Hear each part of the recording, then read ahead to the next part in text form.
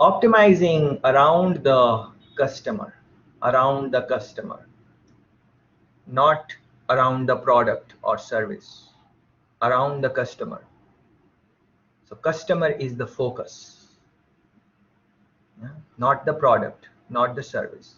Customer is the focus. Understand the customer which is there, and then optimize your services around that customer. So that is one thing which you regular companies optimizing around product or service, making their product equal to the customer. But from this line, what is coming to my mind, that you understand the customer and you make your product for that customer through customization or whatever techniques you have, keeping your cost low, but understanding the customer is very important. And then optimize around that customer, not around the service or around the product. Although nothing is wrong in looking through the product or service lens also, but because the title says this for this chapter, that is why I'm mentioning this. Measuring the success of customer based initiative. So how you going to create customer based initiatives? It's not possible if you don't understand the customer fully. And then again goes back to the same debate from earlier chapters. Very hard to understand customers because customers don't understand themselves also. And the times are changing and the products are changing and the competition is giving different type of product services. So in all of that, uh, measuring the success of customer based initiatives. And customer based initiatives are going to take more time, of course, because you would have to gather the data of the customer, clean it, read it properly, then work on it. And the customer centric organization, yeah, customer centric organization, which is where the center is customer, not their product or service, or not they, whatever they do, they, the center of gravity, center of attention is the customer. Always on the lookout what customer really wants, and then tailor your product on that. So please, if you have not listened to the recording for, let's say, last chapter, I made the example of my experience with Burger King. As I check out, I get one napkin in the meal and I ask for one extra napkin. I ask for napkins and they give me only one extra napkin. So what they did is that that organization is, they did not do anything wrong. It's not unethical, it's not unlawful. they they could, there could be another company who would have said, well, you got one, did don't you see one napkin in your meal? That also can happen. So because one meal and one napkin, why I should give you more napkin? It's a, what is that, that statement is also right. Nothing is wrong in that. And giving only one napkin is also correct. But this style is not customer centric.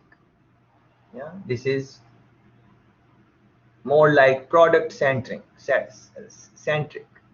You sell one product, with one product how many extra napkins or whatever you are willing to give. But a customer centric is going to please the customer.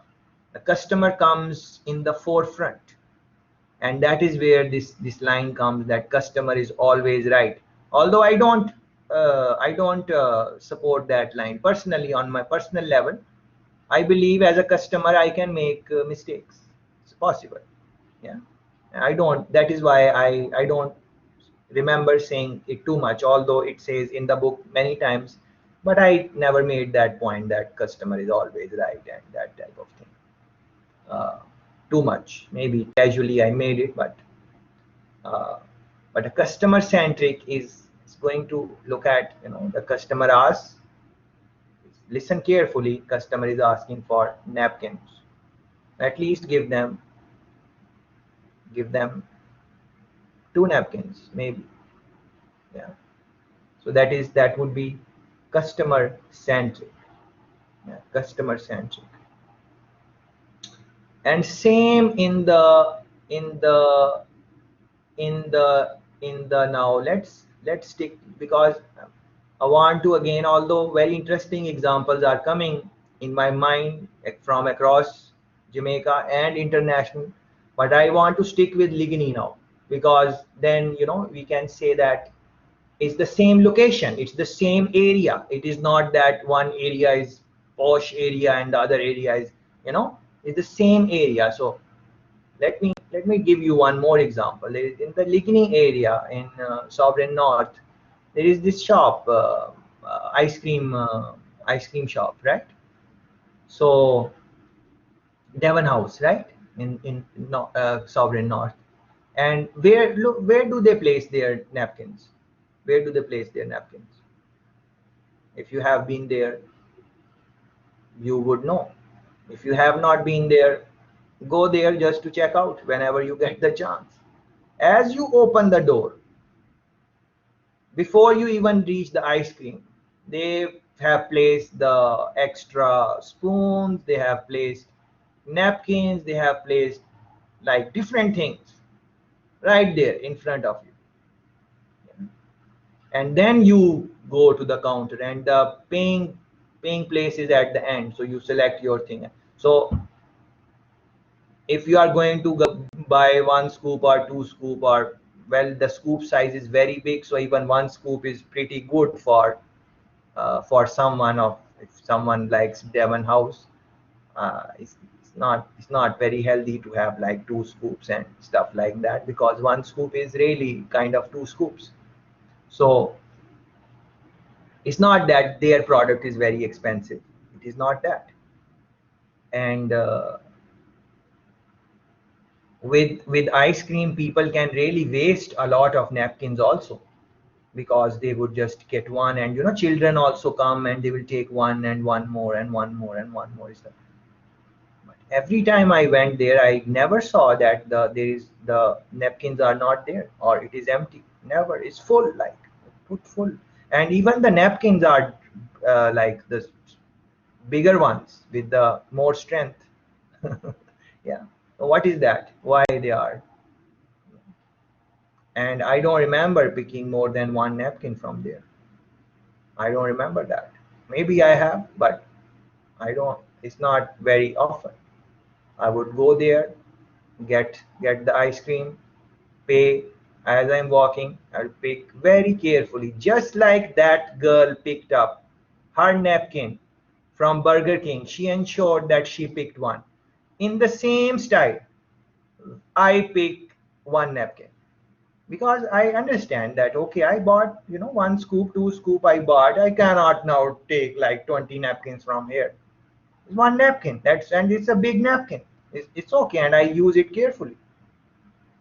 No one is watching. No one is watching. No one is stopping me to take one, just one. I don't know what other people do. I don't know. I'm talking about myself as a customer. So same customer which is quite upset that Burger King, when you ask that that they give you one extra napkins, then they give you one napkin. The customer is not happy about that. That same customer is ensuring that next door, when he's having ice cream, he ensures that he only picks one napkin. So what is the customer centric? You want to think about that. Customer focused. Yeah, they don't even want the customer to ask again and again, give me napkin. They say, okay, no problem, those are the napkins, go ahead. See, if someone is going to take 2 3 napkins, no problem, no problem. We don't not gonna make money from that. Let people have their napkins, no problem. Now people would, you can think that people would take it for granted, but people observe, sometimes consciously and sometimes they talk about it. Some, even if I'm sure many examples would be coming in your mind about different type of services, and if they were customer centric or not customer centric. And you don't really have to remember them, they will just come in your mind. Just like I was talking about customer centric, and I did not plan the napkin example of Burger King, and just this example came, and many examples across Jamaica are coming, good examples, where organizations are at some level they are customer centric. So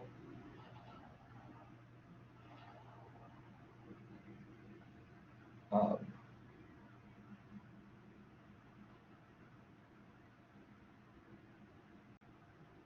other examples are coming, but I don't want to give examples. You read the you read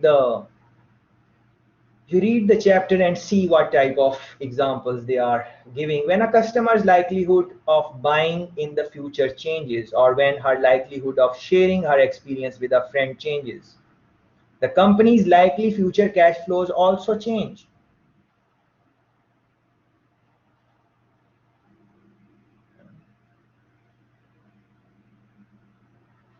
It's very interesting. Like it, you might not see the direct links, but the things we hear, it some way it impacts the behavior of other people, um, in one way or another, and it affects the in the long run, it affects the cash flow of the of the company, especially if they are doing something different. The examples sometimes are very small, but this is what service is. So small things make difference. Small things, very small things. Like, I have been to places where, you do business with them, some type of service, and at the end they would say, "See you again," with a smile, and they know what happened a while ago. And I'm thinking, why are you going to see me again? I don't think so. But of course, I don't say that. I just smile and maybe walk away or whatever. Not someone who is going to get unnecessarily angry without any reason. So um, sometimes, people are just, uh, and it is very hard to make your company consumer centric. But the companies who do that, they gain a lot of rewards, which means that the company's actual economic value goes up or down as a result of the customer's changing frame of mind. And the customer's mind of frame changes about their uh, product, their the product they like, the service they like. It's not static. It's keep on changing. Uh, and then sometimes, if the overall experience is that, and uh, is and in hindsight, I know this for sure, that if I would have asked Burger King to give me more napkins, they would have given me. I have no doubt in that. There is no doubt in my mind. As she gave me one napkin, if I would have asked that, give me more napkins, please, she would have given me napkins. There is no doubt in that. So I know that also, as much as I can know, because I did not do it, so we don't know for sure. But I am certain that if I would have asked, would have given. But I did not ask. Yeah. Uh, Plus, I am a satisfied consumer of Burger King also. After that I went many times, and I went happily. And there is nothing against the company or anything. I enjoy their product. And I told you that, many times I forget how to, I, I they would change my order also, like, so, which sometimes other places they would not, because they would say, "Oh, you place the order, and we are not going to do that. Today's accounting courses, I found this line interesting, don't often acknowledge customers as significant financial assets. And the theme of this book is the theme of service, quality services, that the biggest asset is not your infrastructure, not your product or service. The biggest asset of a company is the customer. That is the theme on which this book is written. It's a quality service management book. So their theme is, their underlying principle is that your customer is your only asset. If you is the real asset is your customer. Other things are coming from customer. The real thing is your customer. But accounting courses, as you would know, they don't have a ledger or column for customers as a financial asset.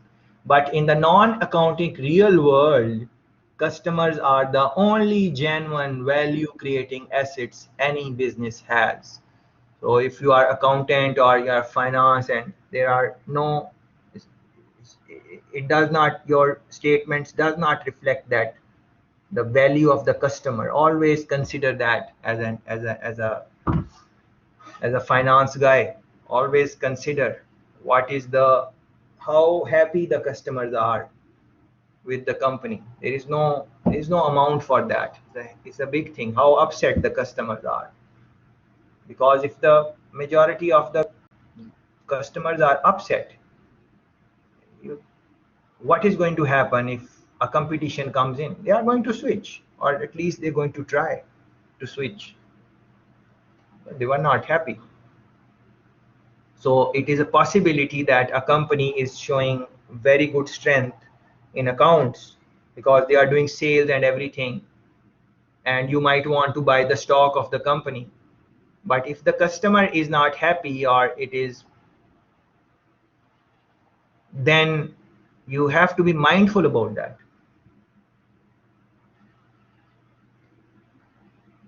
Because any moment the customer is going to see another option, they're going to switch. If not switch, at least try the other offering.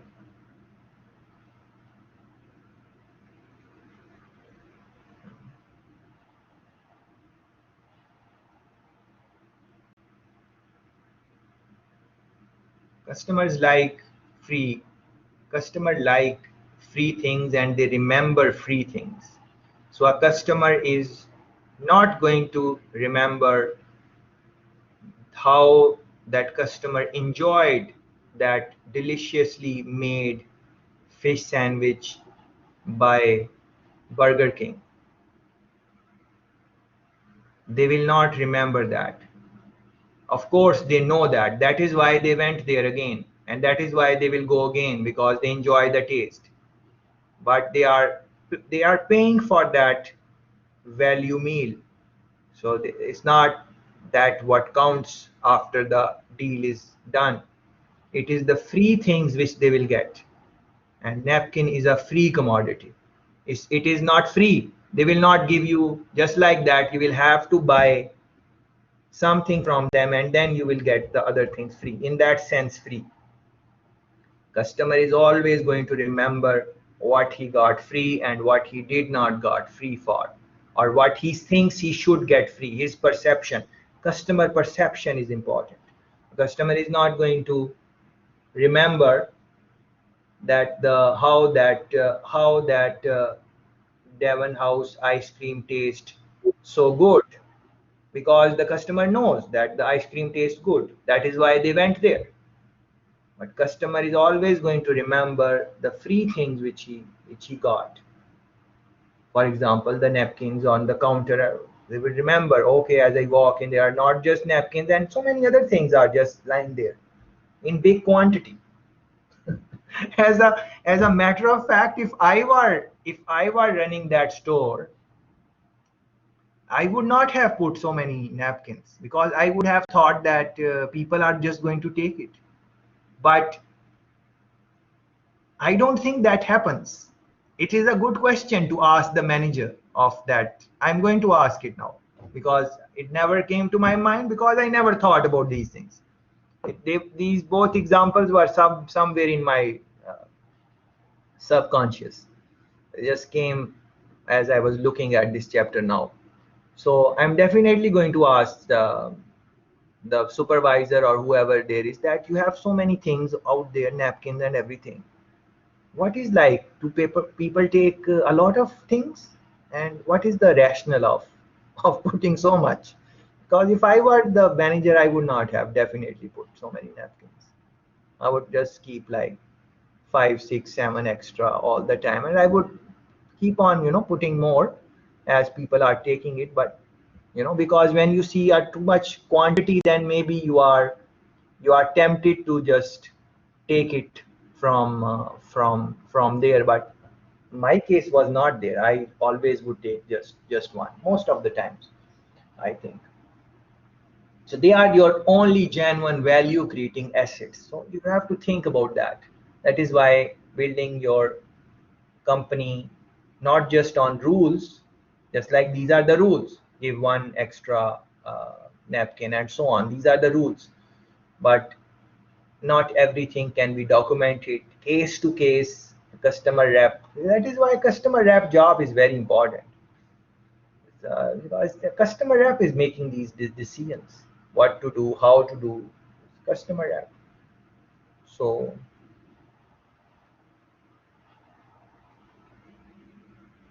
a customer's experience with a company, its products, or its brands has an economic impact that goes beyond the current financial period. It goes beyond. It's not when you make a sale, it is not just that sale. It's that experience is going to stay with the customer. And because we are talking about service, it's going to remember that service, how there is some saying also on this. Correct me if I'm wrong. I'm forgetting it. I read somewhere that it is not what you say to people, it is how you make them feel, how they feel around you. It is not the words actually, how you, like your connection with me, how I make you feel. That is what it is. I read somewhere. I have to think about this. I I don't know if I agree with this or not, but I read it couple of times every now and then. So very interesting, good examples. Amazon's Jeff Bezos says his firm would rather spend on free shipping, lower prices, and service enhancements than on advertising. So, Honorable Bezos is saying, instead of spending on advertisements, I would give my buyers free shipping, free. Yeah. So that is what the point I was. People like free things. They enjoy free things. Something which they did not pay for, they get extra. They like it. Generally speaking, lower prices, service enhancements than on advertising. If you do build a great experience, customers will tell each other about that. So you are the customer of Devon House ice cream. I am the customer of Devon House ice cream. I go there, I get good treatment. You get to taste as many as you want, different flavors. I would not do that, but I have to. I'm kind of shy to say, okay, let me taste that flavor and then next one.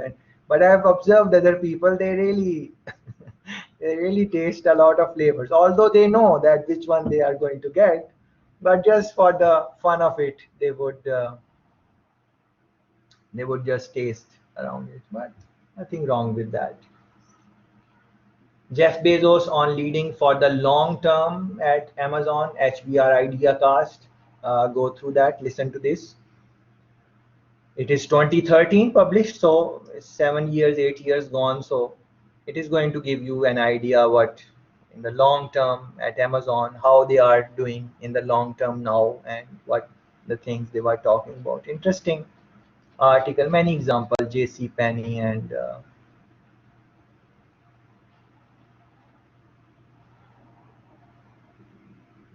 this is very good example.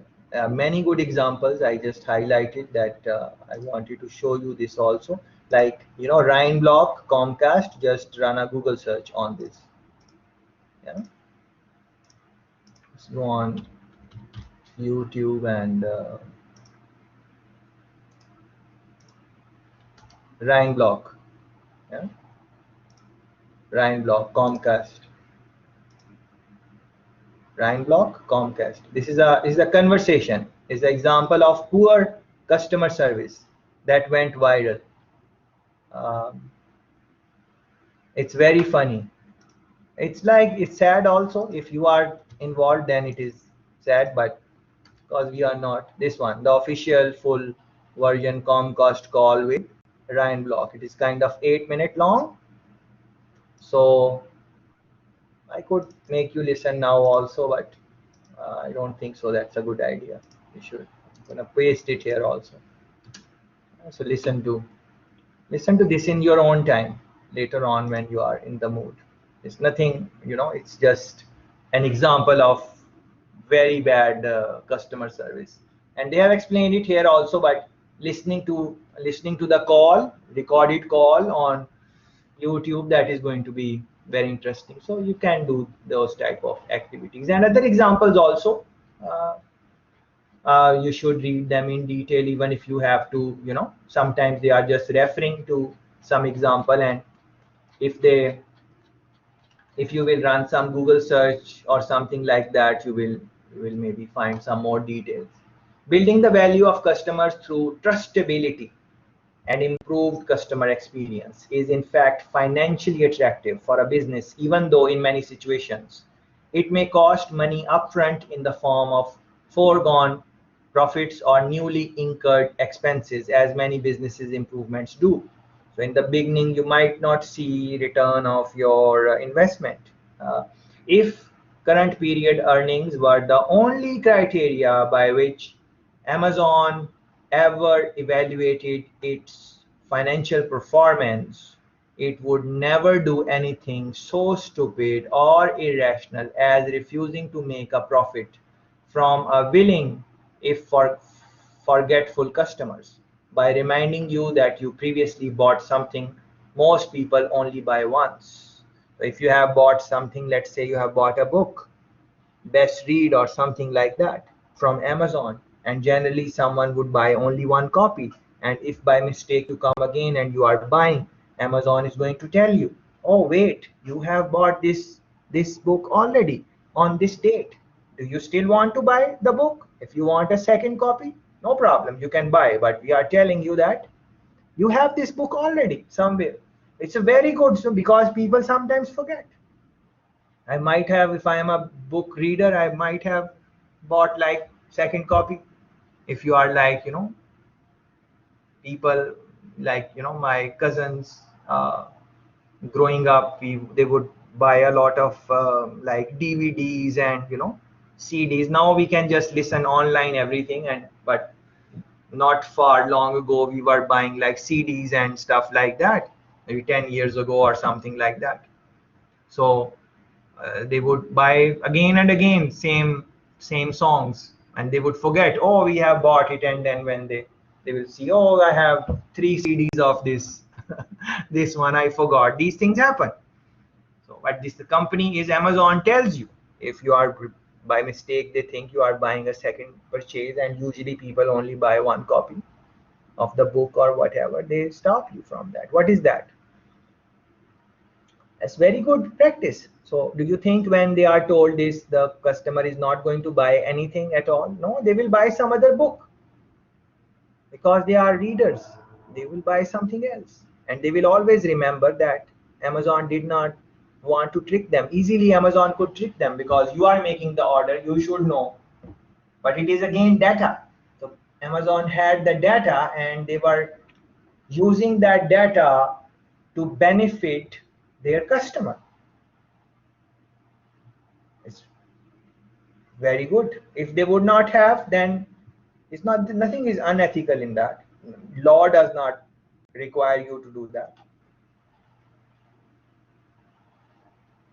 So that when the company do that, the company gains something far more financial valuable than the profit they could have made of your forgetfulness. Like the trustability, what is the price of that? And then you will recommend Amazon to friends and colleagues. Yes, and you will be saying good things.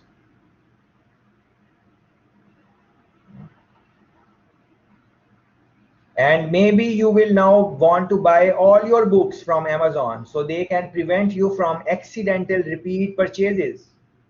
If this has happened, you will want to buy from Amazon because now you are relaxed.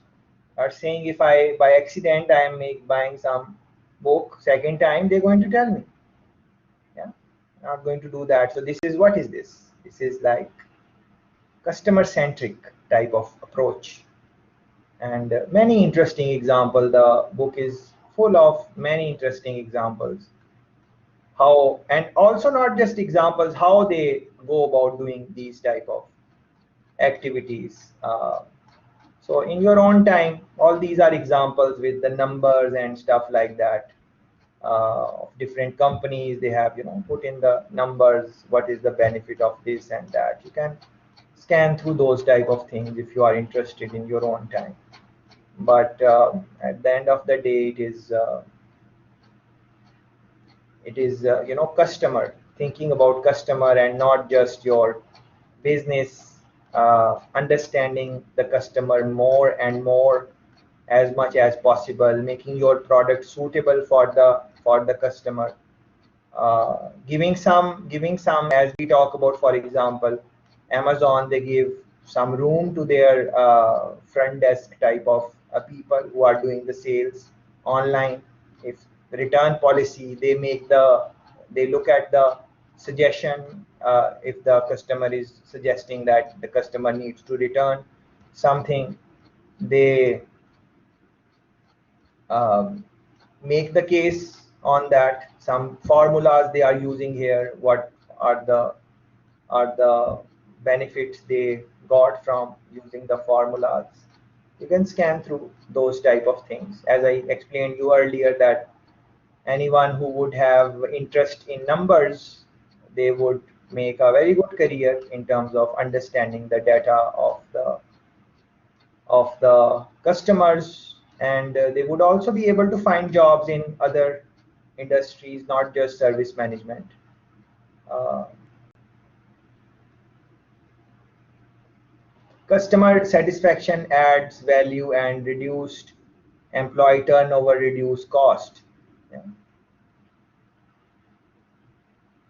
It would also impact the employee turnover. Maybe they will feel better when people will say good things about your company Amazon, then you will feel, of course, better about that.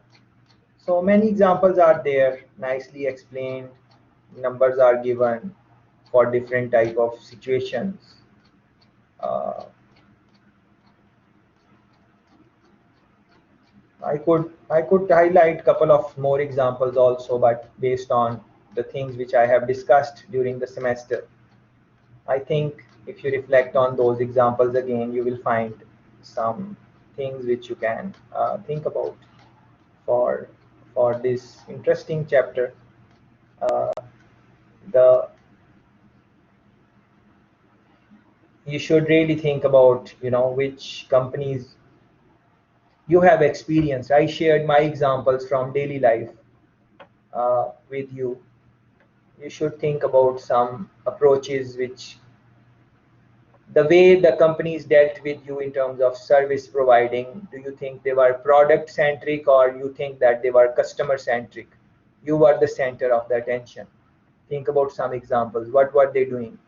And then in the book, in the chapter where they are giving you numbers, actually they are justifying that when you bring the customer, when you bring the customer in the center, in the short run maybe you will not win, because the customer will benefit.